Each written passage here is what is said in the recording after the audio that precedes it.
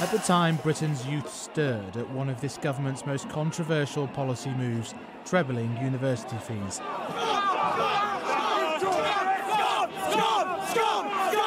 But Labour today are set to detail Ed Miliband's aspiration to cut those top fees from £9,000 to £6,000.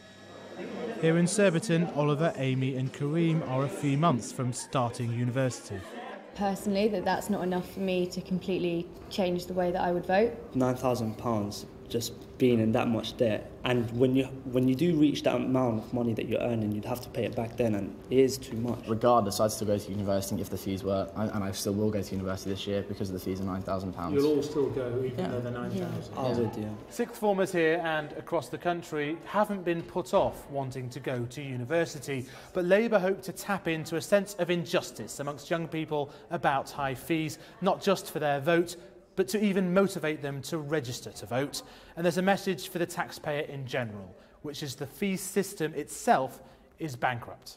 The Labour leader will claim today that this is one of the most expensive broken promises in history.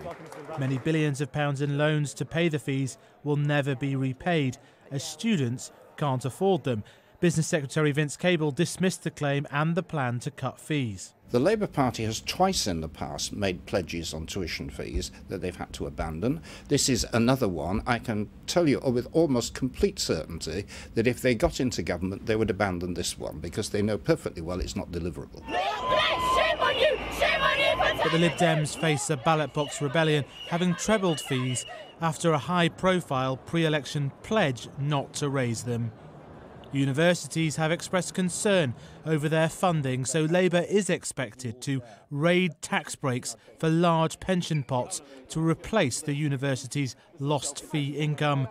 But is this policy really a red line for the Red Team? Faisal Islam, Sky News.